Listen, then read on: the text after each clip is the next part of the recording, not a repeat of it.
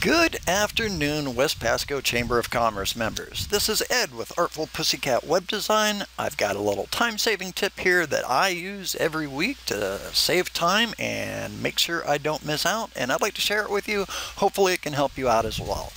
If you're anything like me, you like to stay on top of all of the fantastic events that the West Pasco Chamber either hosts or promotes and all the happenings going on around West Pasco, but it can be a little cumbersome to either try to rely on the newsletter, say, and taking these little events, writing them down in your calendar. That can be time consuming, writing them down on a little post-it note on your desk and hope that it doesn't get lost, or just even worse, just try and rely on our memory, because that's just not going to work.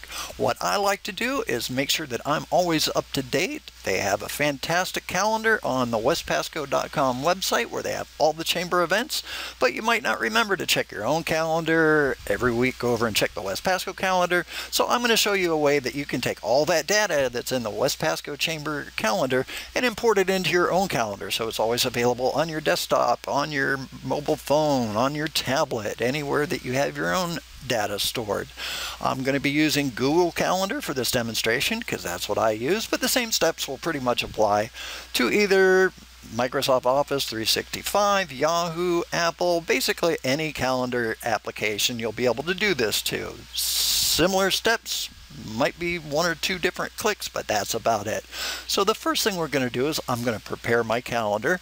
I'm already in Gmail right here, so I can click the Google Tools, go to Calendar. This will open up my calendar now.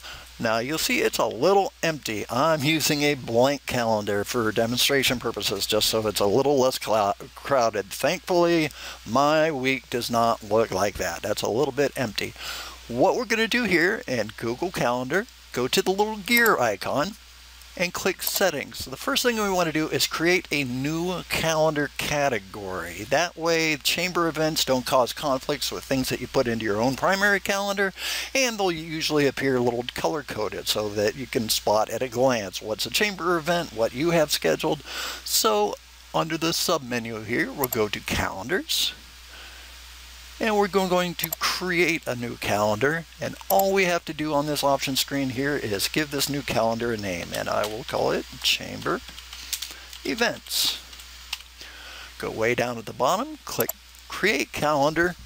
Now our calendar is ready to bring in the data from the West Pasco Chamber. What we're going to do here is now we just visit the West Pasco Chamber website. And there we are. We all know this screen pretty well.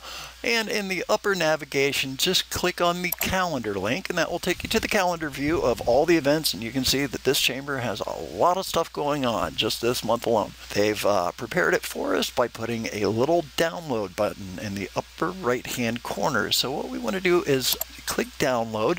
This will download one little file that has all of the chamber's events in it and the data that we can import into our own calendar.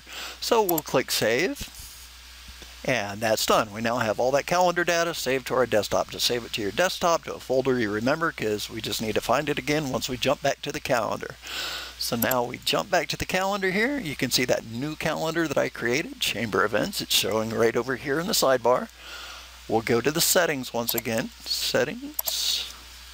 Once again in the submenu, go to Calendars, and right down where we click Create New Calendar, we want to import calendar now. So open up that box, choose File. This is where you'll browse to where you saved that West Pasco Chamber data file that you saved. It's event_calendar.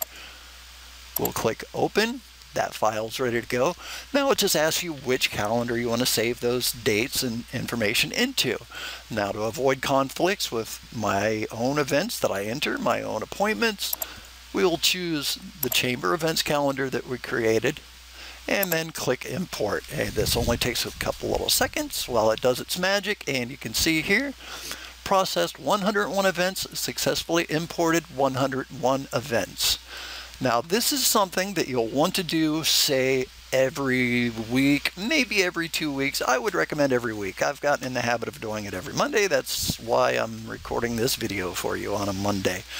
because as that fantastic staff at the chamber adds new events in the future, they won't automatically carry over into this existing import. So next week, if they add new events throughout the week this week, you'll want to re-import that same file from the westpasco.com website into your calendar. At this stage, it would probably give you an error saying processed 101 events, but successfully imported only, say, 30 events, because that's what it's doing there, is it's skipping over things that have already been added to your calendar, and it's only adding new things that it's detected since the last time you did the import. That's why it's good, just make yourself a little notation, maybe even put it in your calendar. Once every Monday morning, import the chamber's calendar into yours so you never miss an event. We'll hit close here, go back to our calendar, and now you can see color-coded. We've got all the chamber events. This is this week, coming up next week, the week after that, and as you can see, we've got a very active chamber. And if you need to toggle those off, you can hide them just by toggling that chamber events category that we created. Once again, just a little reminder, the create calendar you only have to do once. Import calendar, I would recommend once every week, so you're sure not to miss any last-minute events. Once every 2 weeks would probably work as well.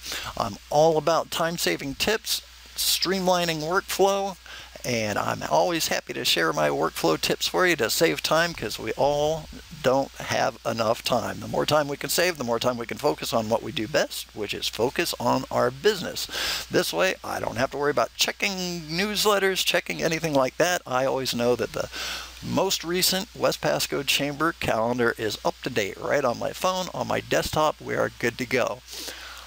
I love making little tutorial videos for you like this. If there's anything that you can think of that you might have a question, I love specializing in workflow streamlining.